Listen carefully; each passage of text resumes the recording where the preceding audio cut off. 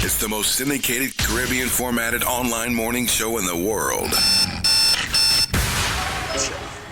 I myself, Selassie, I continually. At about 3 minutes after the hour. Say, for I know I know that all of you shall witness the day at Babylon. It's been about a year, I think. Or is it 2? After a brief conversation. But we were talking to Kyra McLean, but this morning, today, it's all about Kirk Diamond, 2-time Juno winner. You don't see them now sight no 40 leg. Kirk Diamond, morning, Benjin. Morning. I know, it early, don't. I know, it early. Yeah, it's early, but you know what I mean, we have to be up. Greetings, Reggie, greetings. I hear you. The other side of the business, don't. Say that again? The other side of the business. The interview thing and the promotion thing. That's the other side of the business. Yeah, definitely. But necessary. Absolutely. Yeah. So you have a new project. Congratulations, sir. Yeah, man, give thanks. The title track I just played had a very throwback vibe on it. Was that the intention? Eh? Yeah, the whole album is that type of vibe. The whole type of vibe is that the whole album is that vibe. Based on the fact that the producer Finn, him and I share the same love for like the Robert of the Roots era. Right. Boy, Finn all over the place. See, everybody me talk to, boy, Finn name come up. Good grief. Yeah, man. Finn run things up for Canada. He's getting there. Nice. It's nice when you see people grow with you. Like you as an artist and Finn as a producer, and to come up in the ranks and go through the thing and see the growth in each other. It's kind of a nice vibe. Yeah, I mean, I feel like that's the only way it can actually grow, especially being in Canada, where I think we get overlooked most of the time. Lord, so I think the strength is in numbers, you know what I mean? I hear you. Where are you originally from in Jamaica? Spanish Town. Lord. Oh, boy. Then grow artists at Spanish Town. It looks up. Enough for everyone. How old were you when you headed to Canada? I migrated when I was 10. Okay. You know what I mean? But then there was always that have to go home to go look for mama and papa and them things there. So. Right. But where were you? Say, even though I grew up here, the accent still never leave. Like I'm still so like people meet me here and feel like me just come. Yeah. But it's easy to hang on to that. Where were you musically at 10 when you were coming up now to Canada, which I might say, from what I heard, senior music at that time didn't have a whole bunch of young people in the business. It was always, bigger people. Where were you at 10 musically? Where was your head musically? Musically? Well, my parents were the type of parents where we never allowed to really go outside like that. So it was, my father usually have like the whole cassette them. Right. Whether the Clash cassette them with Black Cat them and Trooper them and All Jaro. right. Or the VHS with like the Champions in Action and things and all that stuff. So literally me would have binge watch and listen to them something there. So that is what really cultivated me being an artist. Yeah, date yourself when you say VHS and cassette, big man. No, just say you used to just say you used to listen to your father thing. Nobody tell them nothing about VHS and cassette. Let me start the math on that. Let me start do the maths on that. I want to make you know, so the other day I see a VHS player for sale for $400. I couldn't believe. Yes. Hey, listen, I have 2 in my studio right now. I have that machine, CD.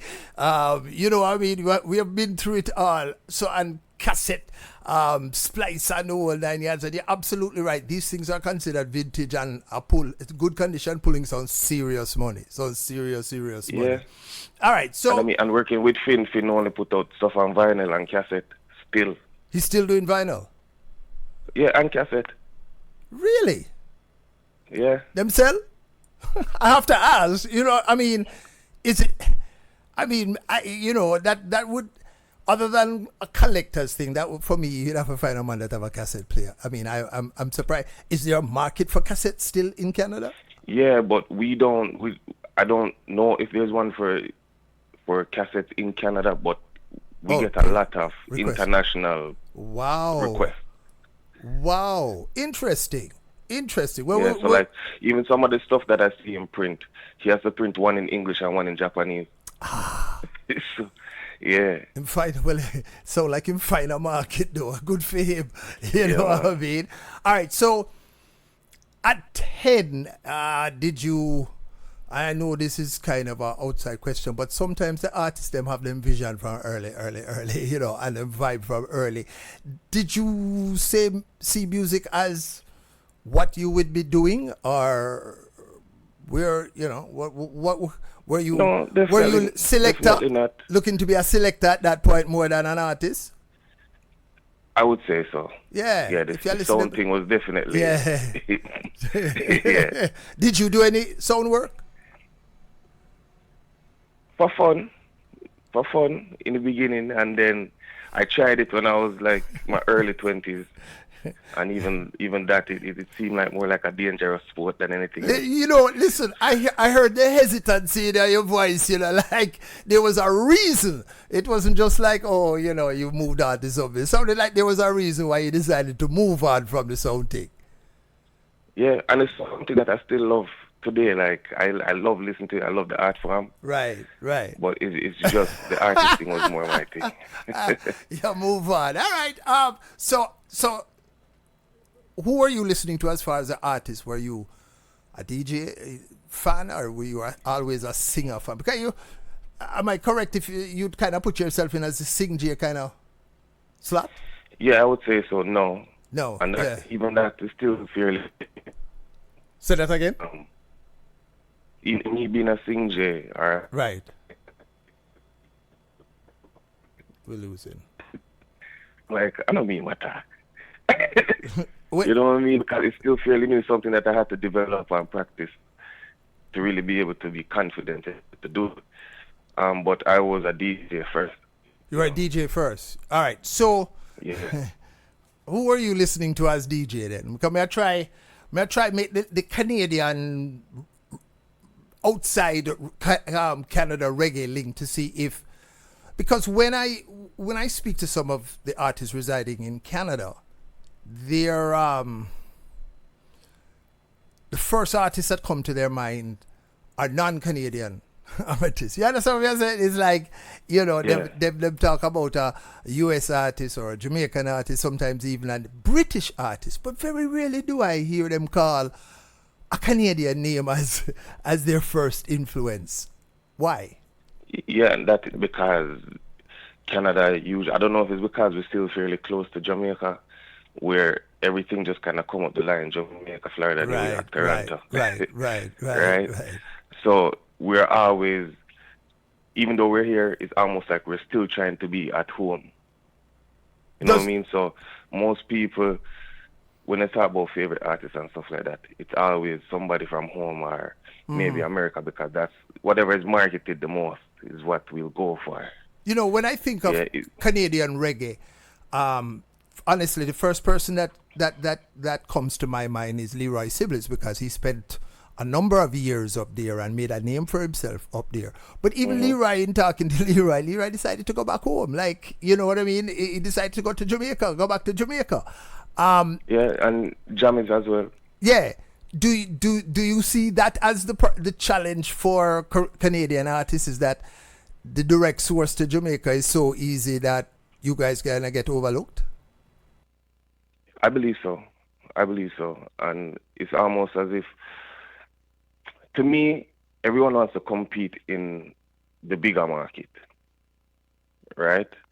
And I believe that if they don't give Canada a chance, no one's representing here, because you have artists that are here that are touring the world, you know.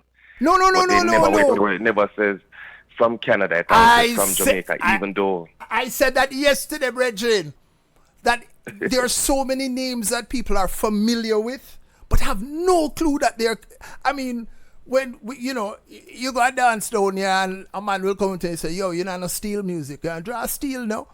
But but nobody ties the artist to Canada. Yeah, sometimes they will actually mistakenly say them live America.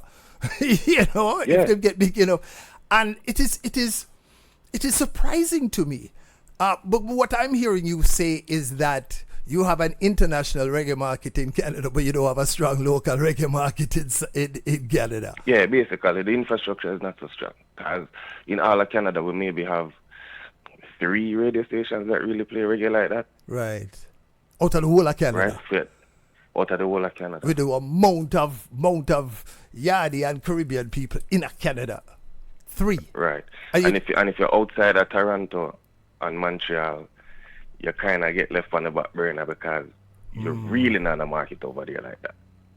So you are constantly competing on an international. I mean, I talk to so many artists based in Canada, and we do the Reggae North segment. Tony Anthea and Tony speaks of it like that's his mission, to get Canadian reggae music out there, because sometimes it's one of those songs that are on the tip of our tongue. We are hum it all day, that kind of stuff. But there is absolutely no tie to Canada, unless the radio man actually say that, and they do that very rarely. They will say the title of the song. And you'll be surprised, like when you leave and say, for example, you go to like England, and you saw the amount of reggae artists from Canada that you hear there that you will you probably never hear. Here, for example, Cairo McLean. I thought he was German. The first time I heard of him, and not knowing that he lives here. Because Germany, I was in Germany, and I'm like, so Kirk, Cairo? I'm like, no, he's from here. Right. Yeah, and then, he's in your backyard. Don't move. Play by the king, I miss a love is all I bring, as I say.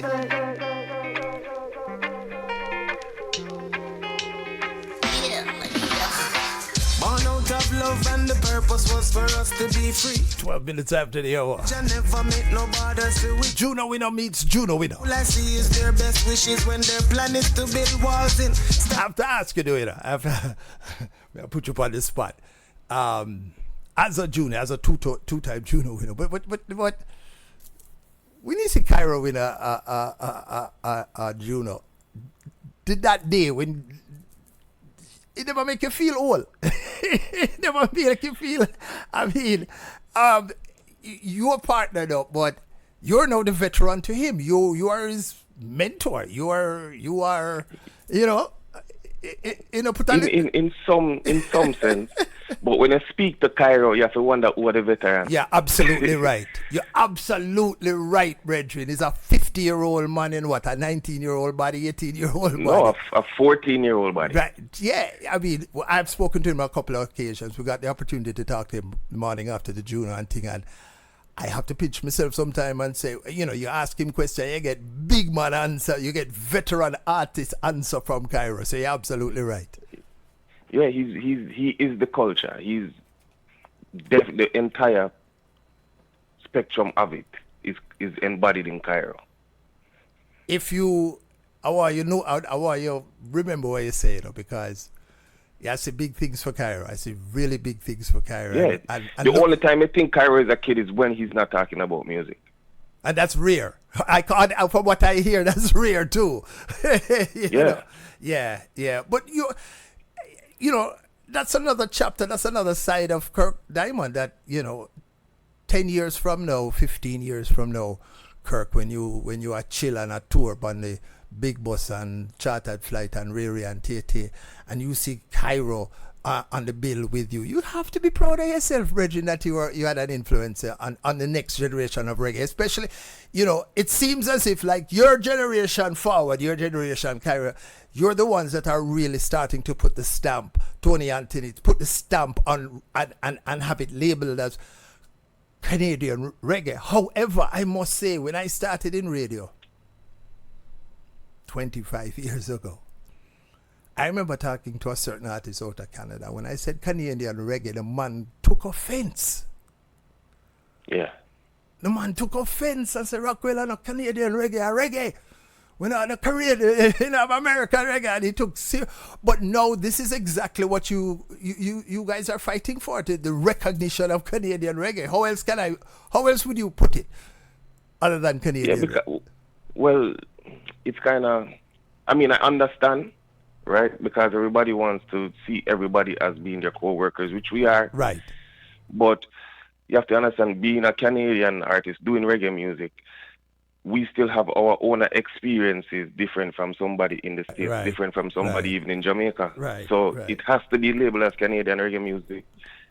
I hope your peers agree with you. And I don't see anything wrong with that. I think the delineation and the distinction should be there because every region has something that is specific to it, something that's a little different. And I don't see what's wrong with Canadian, the term Canadian reggae, because sometimes when I say it, people go, okay, I get it now, because it doesn't sound like all the time like American reggae or Jamaican. Yeah, the bass things are there, but there's a sound, there's a little vibe that comes out that you can say, that at least for us in the business, we can say, yeah, it is different. There's a little difference to it. Don't move. Love you in a rubber dub style. Love you in a rubber dub style. I come to love you in a rubber dub style. Me just I love you in a rubber dub style. I'll never break your heart. Don't break my heart. I'll never break your heart. Don't break my heart. I'll never break your heart. Don't break my heart. I'll never break your heart. Take my hand and allow me to be your man. And never mind what no one else says. It's cool if they don't understand. On the line, it's Kirk Diamond, two-time judo winner, and Your hand I won't let go. just dropping a brand new project entitled Dread. Sure that soon you'll come to know I'll never break your heart. Double up. This one features a young lady by the name of Tishy. Don't break my heart. Now, the reason I played this one, Kirk, is we're talking about the sound and the vibe that come out of Canada, but this plain, straight British lovers rock. Was that the Yes, definitely. It says straight up British lovers rock. Was that the intent going in, or did you build it and go, this kind of sound like? Because I love this track. This track I get rinse. Tell me a little about it. Yeah. It's definitely influenced by British lovers rock. It's something that I listen to. Like, I'm a big Janet Kay fan. Right. You know what I mean? Junior English and all of them. So it's like, because I listen to it so much, I always said, like, if I was supposed to do something like, the lovers department, Right. I would want it to sound like that. Yeah, man. And yeah. because my band understands that, they were able to play it that way. So you perform, perfect segue. You have, it's Kirk Diamond and, or is it Kirk Diamond? And the movement of And- Araya, yeah. It's a full band. Full band.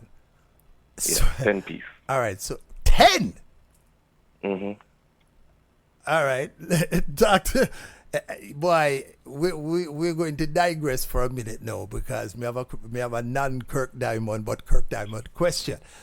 Wow, 10. Couple weeks ago, there was an article that spoke about the expense associated with booking bands now and stuff, and they kind of alluded to that, a lot of artists don't want to work without their bands, but the promoters can't afford the bands. Now you tell me you have a 10-piece band. I want to ask you, how does that work for you in the business in the current climate of promoters trying to cut costs?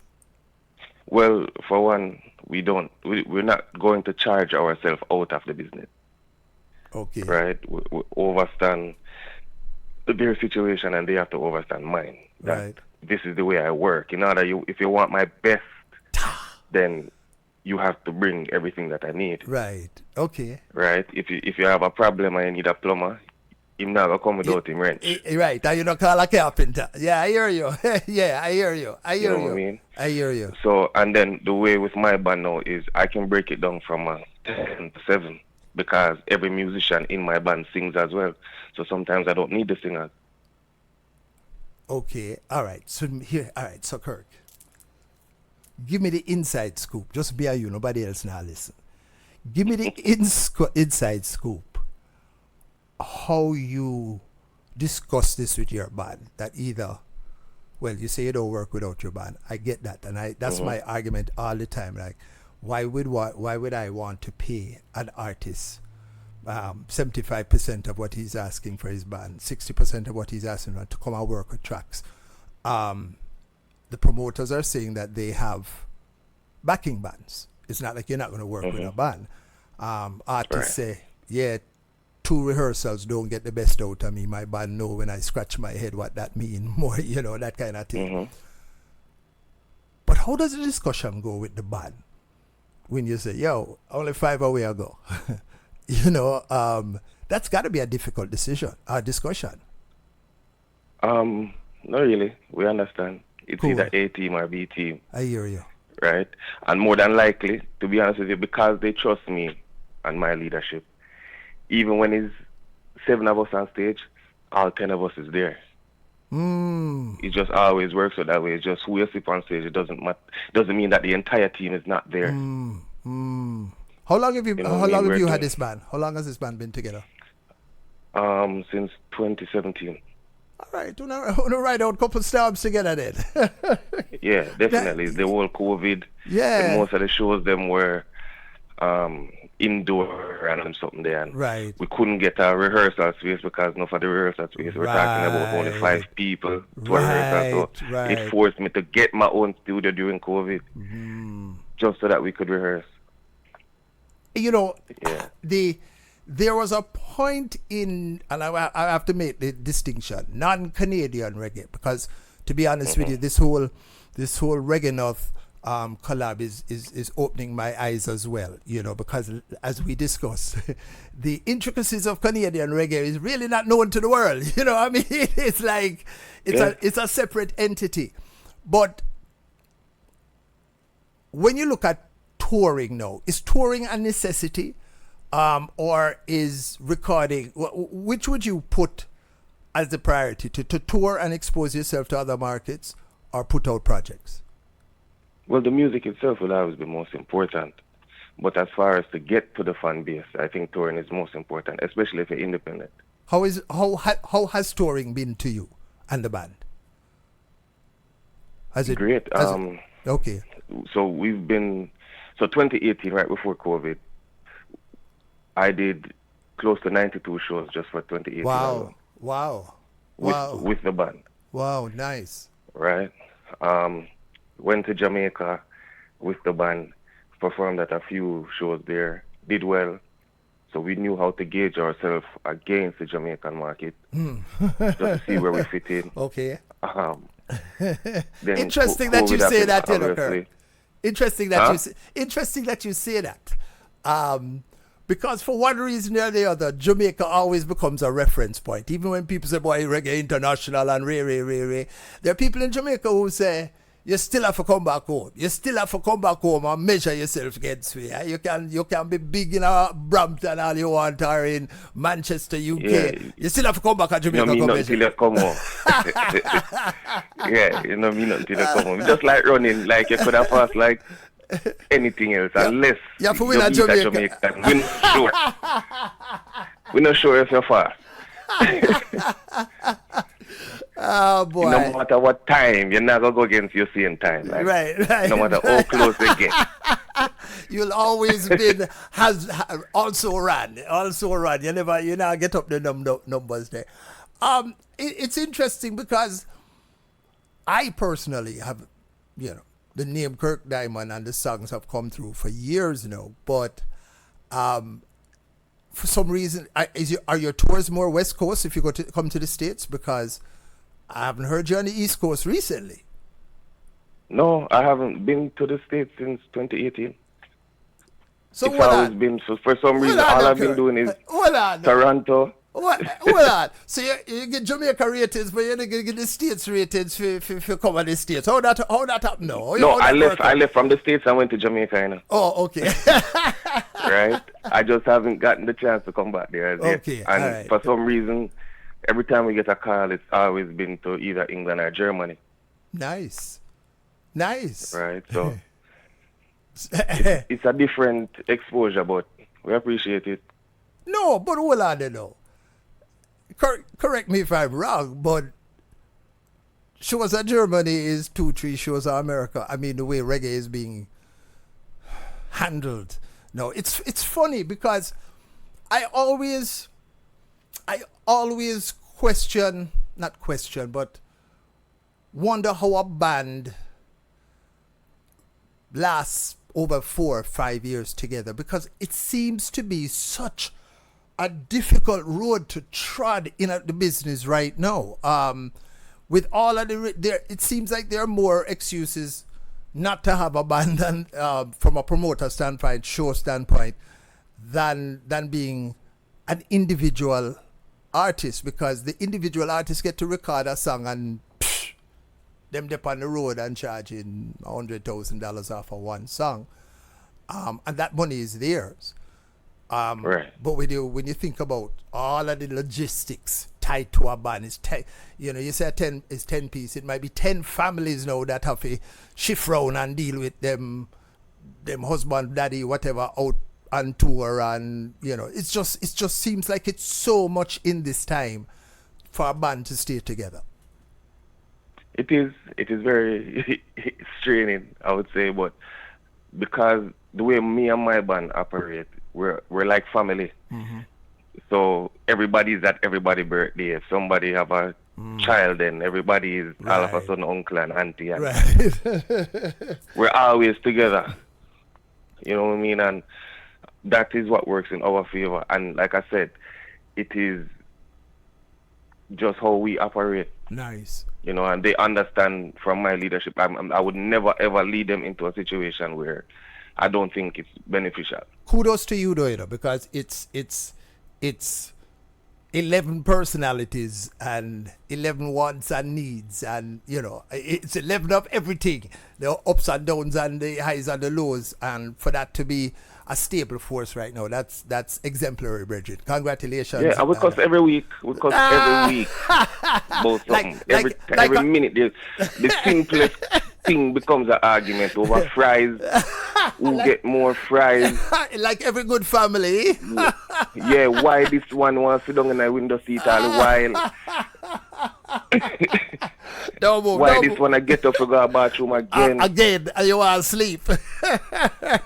Don't move. Black man, woman, and child. You better be a running way down and stop your running wild. Malcolm, Kirk, diamond, keep the shining light. Stand from his light in our 12 shot.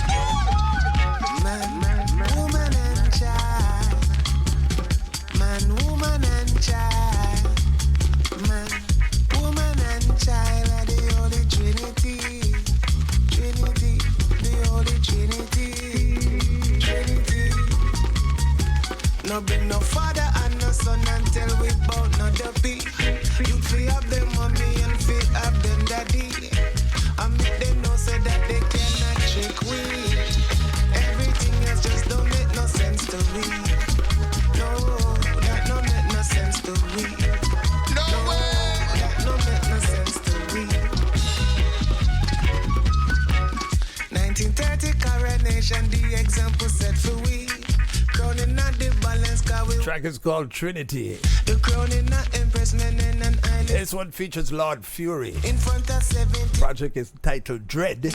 Kirk Diamond. for the youth because we want the world to see. The power of the Trinity. Kirk, the project sound like something that was in your head for a minute and you had to get it out, because this seems and sounds like it's set in an era. Like you wanted this was a throwback vibe that you just needed to get out of your head. I think so. I really think so. Yeah, man, this sound like, I don't know, at 10 you were, so that means you just missed high school. You left right before high school in Jamaica.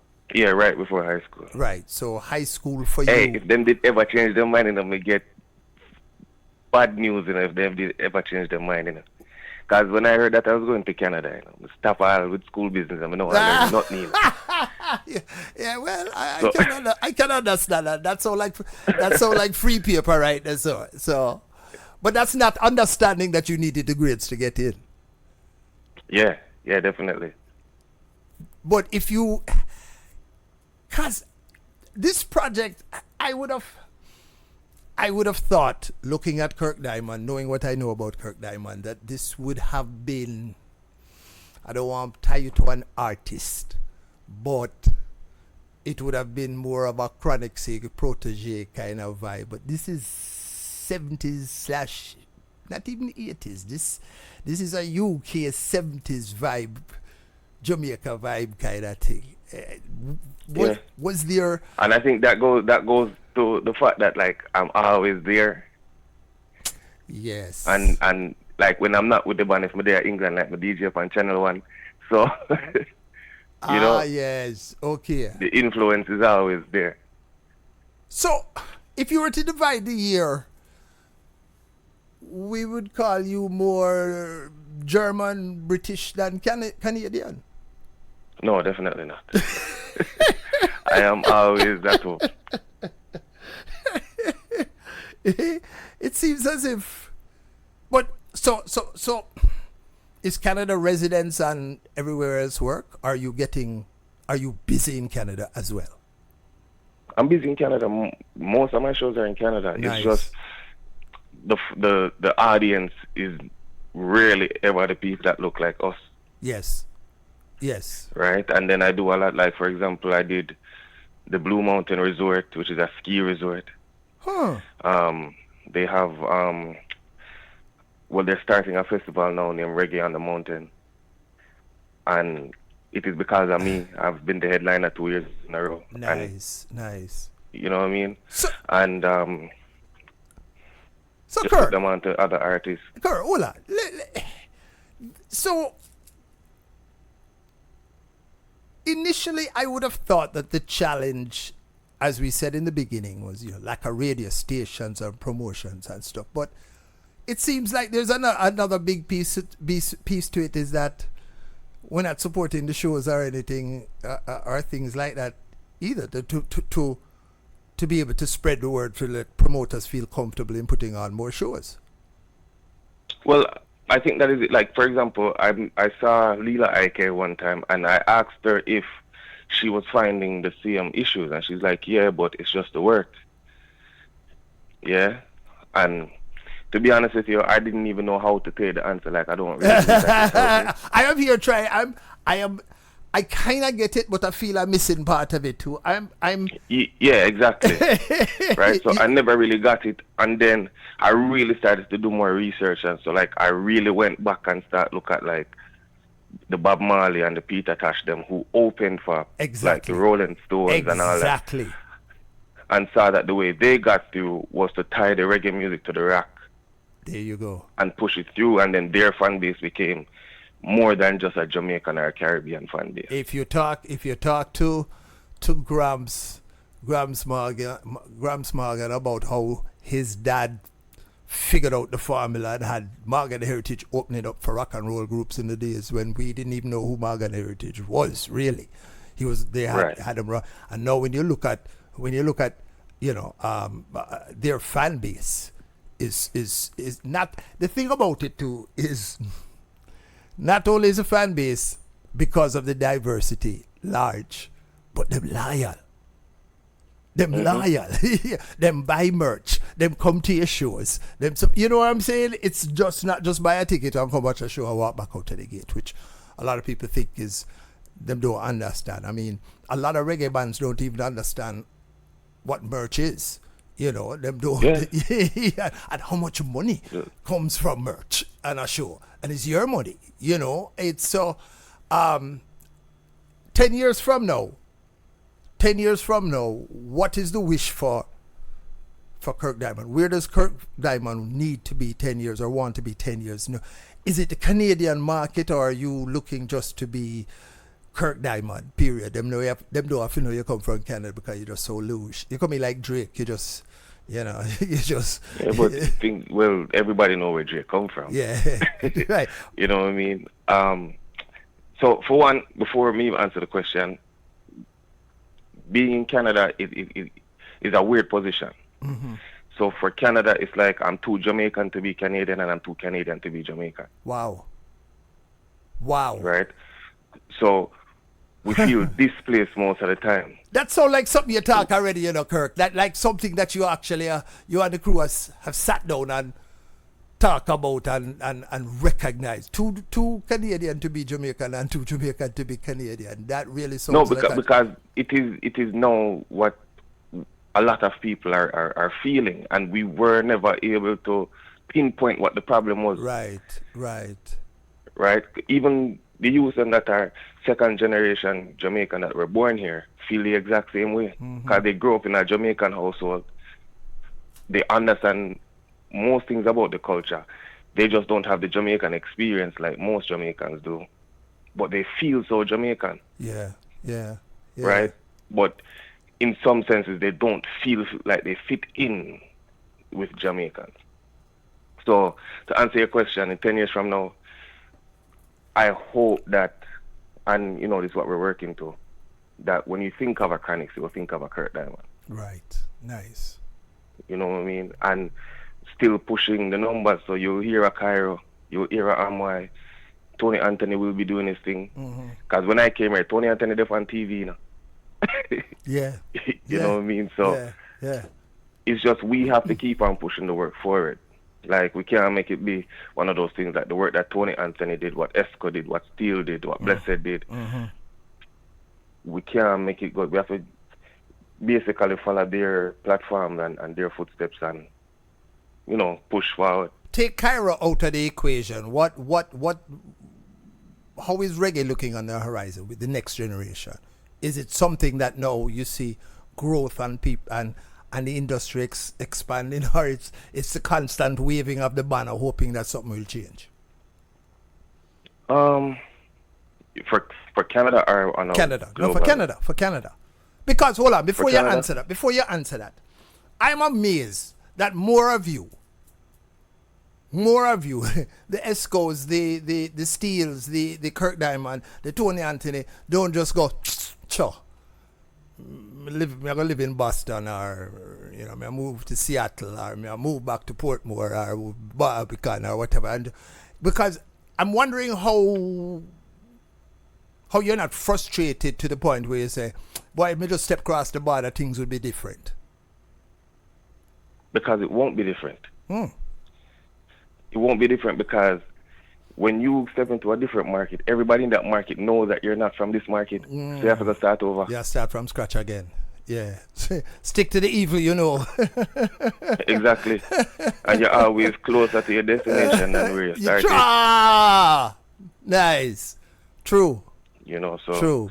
You put in the work. I would never jump ship. I just want to be respected by all of the other markets. Right. You know what I mean? I'm not trying to overshadow anybody. I'm not trying to outshine anybody. You know, them say when the sun shines, shine by everybody. Yeah, so, yeah.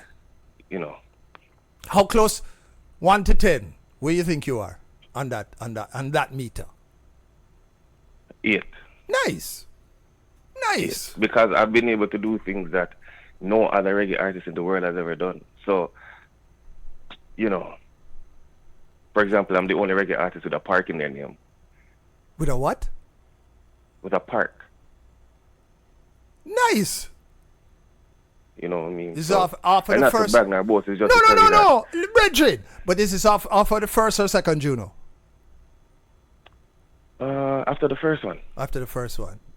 But don't you? After the first one. But Kirk, don't you think that just that already? Because I am sure I might be wrong, but it wasn't the Jamaican Association that gave you the name the park offer. Definitely not. Yeah, that's that. So don't you think that in itself is them not only recognizing Kirk Diamond, but the success of Kirk Diamond's reggae endeavors? That would put you. To accept Kirk Diamond, you have to accept the entire culture. Exactly. Because you know, right? say if And they that is never the like reason Jamaica, why they won't that- give it to you. Yeah, and that, you know, further emphasizes why we have to say Canadian reggae. Ah, Because don't think for a second that we never tried to push this news to Jamaica and only one person pick it up.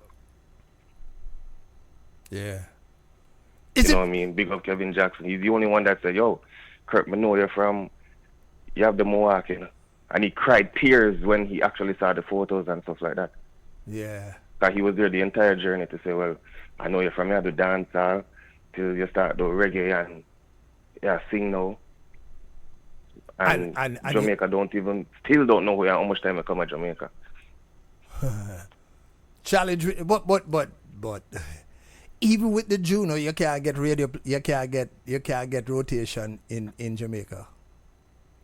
No. Wow. But you know, for you and I to talk about radio in Jamaica, that would be a whole next 2 hours anyhow, because you know, but yeah, so yeah, we're not going to open the door, but yet still the acceptance in Jamaica, you feel you need it. So is that why you do shows as opposed to because the radio plays there? That's the only way to get your name out down there. Yeah, and I know the music that I write. I know the place where I was both mentally and emotionally when I wrote them. Right. See, so when we deliver, and this is the reason why I love using the band, because the band comes from many different musical backgrounds. Mm-hmm. So I have jazz musicians, I have gospel musicians. Right. We're able to make anything sound like anything. Anything sound like the real thing. Yeah. Yeah. I get you know, it. so yeah. Because of that now, we're able to adapt to Right. anybody that is in front of us. Right. Right. So if we're in front of an audience that expect to hear rock, we'll give them reggae, we'll give them roots reggae. Right. But we still put in a little bit of something for them. Because that roots reggae, all it needs is a strong lead gets on it every once in a while. And you're gone there, so you know. You're there rock and roll real easy. That transition is real easy. And you have to remember, they marketed reggae as island rock. Right. With Bob Marley. Right. You know, so it's not far. So we just follow the formula. I hear you. Well, Bridget, I give thanks for the time. Like I said, I know it's rough for early morning things because it's either studio or show. But I also want to say congratulations because once might be luck. You can't say luck once, but twice is definitely talent. So congratulations, Bridget. You know, congratulations. I appreciate it. And make sure we get the thing them, you know, because I don't want to always depend on Tony if you get the albums them. So make sure we get the things them when them come out. Here, sir. Yeah, man, I gotta get them, man. All right, before you jump, give us the social media platforms that listeners can find you at. Instagram, Twitter, it's at Kirk Diamond, KIRKDIAMOND. You know what I mean? And everything is underneath that. Everything, you know what I mean? The link in the bio for everything else. Definitely. Guidance and protection. Thank you so much for the time, Bridget. Blessings. All right, cool. All right. Cool. Whoa, whoa, whoa, whoa, whoa, whoa. Kirk Diamond. I would say, yeah, Golera. Project is entitled Dread. Whoa, whoa, whoa, whoa, whoa. This track is Need You in My Life. You know, It's a Wake Up and Live show. No. Yours truly, Sir Rockwell. Yeah. No rush, no fuss, definitely no apologies. for a long time, girl. Oh, need you in my life now, girl. Oh, I mean, I look you for a long time, girl. Oh, I need you in my life now, girl. Oh, from the very first time I met you, I knew I need not search no more. And the way you smile, you brighten up my life. And I don't know where this journey leads, but need you by my side. Love you for a long time, girl. Love you for a long time, girl. Yes. Need you in my life now, girl. Love you for a long time. I mean, I look you for a long time, girl. Need you in my life now, girl. I need you in my life now, girl.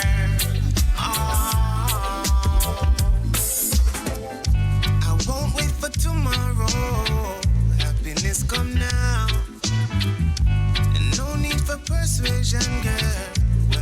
love come down, and you will know. I love you so. You know, girl. I said you will know. You will know. I love you so. You know. Love you for a long time, girl. Love you for a long time. I love you for a long time, girl. My life now, girl. Track is called Need You in My Life, Kirk Diamond. Project is entitled Dread. You for a long time, girl. How long will you have me waiting? I need you in my life now, girl. Love you for a long time, girl. You know, need you in my life now, girl. I look you for a long time, girl. Long time. I need you in my life now, girl. Sure. I've been waiting too long. You know, I've been waiting too long. So come along, yeah.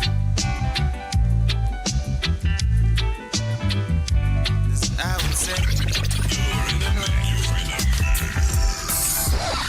It's time to flip the script. 954-828-2247. It's the most syndicated Caribbean formatted online morning show in the world. Thanks to each and every one of you. We know you have a choice, so nice to be chosen.